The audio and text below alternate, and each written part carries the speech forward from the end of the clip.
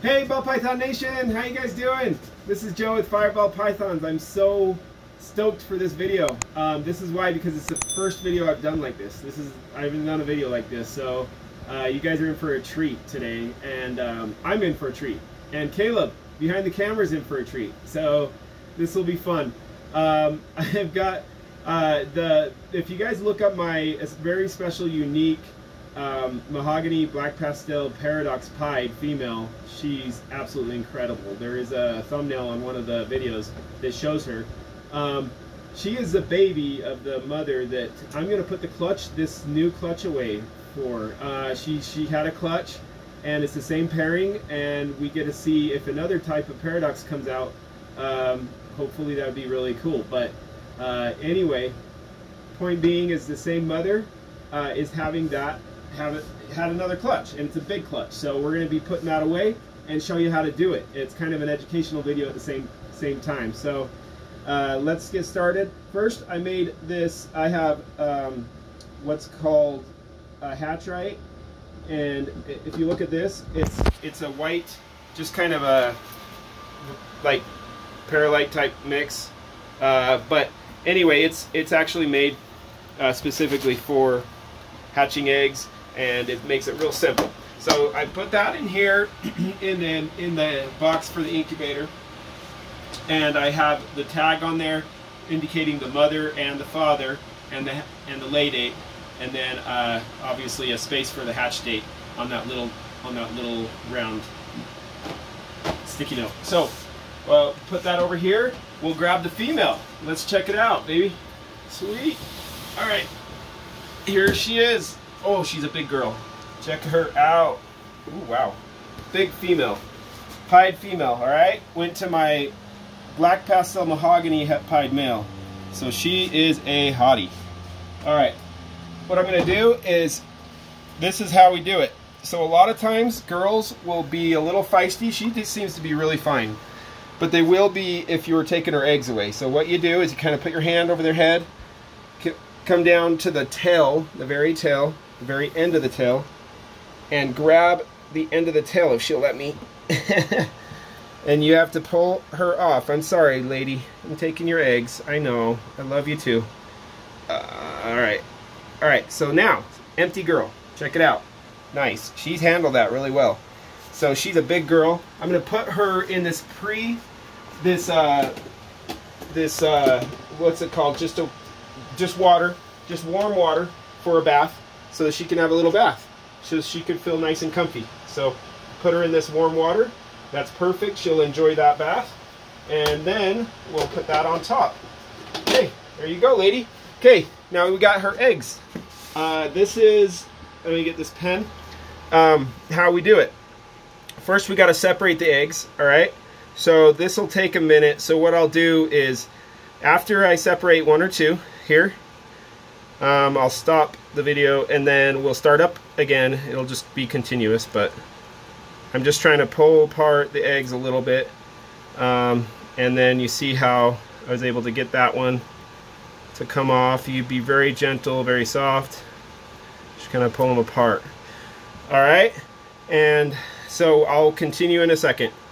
Alright guys, so we've gotten to this point. We've been able to separate these eggs all the way to here. I've got this last one to separate. It just took me a minute, and so I know as much as you guys love watching me separate eggs, I thought I would spare you on separating a lot of them.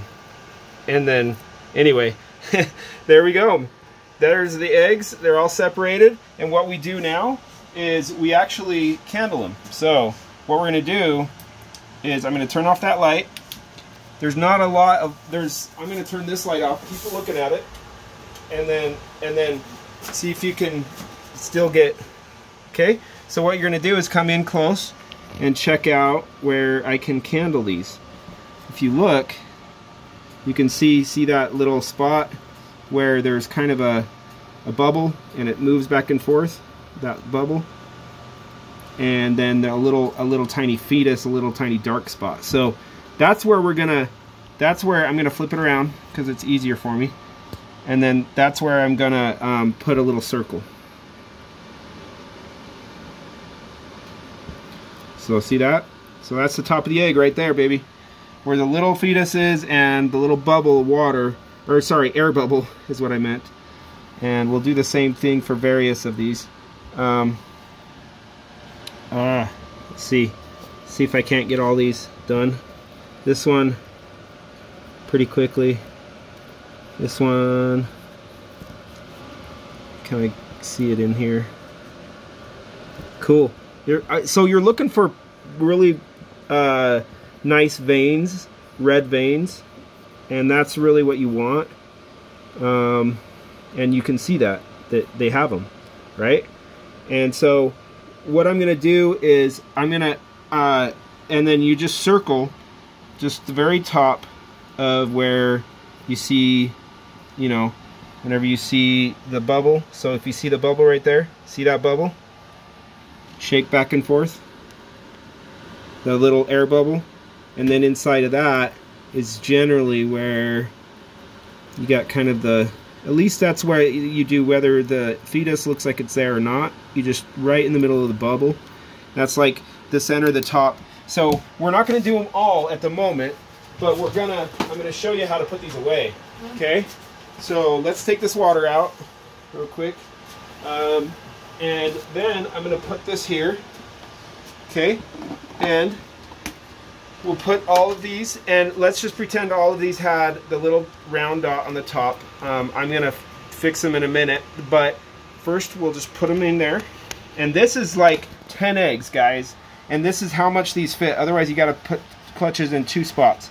So I just put them in here, and let's pretend these are all have the little circle on top. We'll put them in there, okay? We'll try to fit all 10. This is as much as this will fit, dude, is 10 eggs. So if I have 11, I need to also use a small one or just another bigger one, because I have small ones as well. Man, these are big eggs too, so they might be a little difficult to fit in here. But what you try to do is get them to all fit in here without them touching if possible. And then you'd put them all in here. And there we go. So now you can see they're all in there. Maybe it's slightly touching. They should be fine as long as they don't, any of them don't rot. Let me turn this light back on. I'm sorry. That's perfect. And so as long as any of them don't rot, then you know, all the rest are safe. But even if one of them rots, it's not going to necessarily make one of the other or any of the others rot. But if they're touching, it could. So we try to keep them not touching, but these all look good. I think with candling them all, I think they'll all be good and won't have any problems with that. So we'll put it in the incubator right after this. We put the top on, okay? I have a really humid incubator. It's 99% humidity in there. So I don't actually do anything more than just put the top on this and put it in there with the hatch date or the lay date pointing out, and then I can see, okay, from there it would be 55 days generally for me, or basically like 8 weeks, 56 days, that I would anticipate a little cut in the egg and a pipping of one of the babies, and then I can start cutting them. So I would just put it right in the incubator here. There's a space right here, just open it up, put it in there, close the incubator, keep it nice and humid and warm in there. It's always at 88 degrees and as high a humidity as I can get it. And so that's the end of our video, guys. And basically at the end, I would clean all this out, make sure it's clean so that she can't smell her eggs and stuff, and then put new bedding and everything, water, and put her back in here. And you guys were set. That's it. That's the process. And you wait until they start pipping. So you guys enjoy this week. Have a great week. Thank you for watching. I hope you enjoyed the video. It's a little bit, hopefully help one of you guys or some of you guys when you have your own clutch. And looking forward to what comes out of here, comes out of these babies. So 10 eggs, baby, and they're all good. So thank you and have a good week. We'll see you next Friday at noon. And if you haven't liked and subscribed, please do so. We'll see you. Peace out.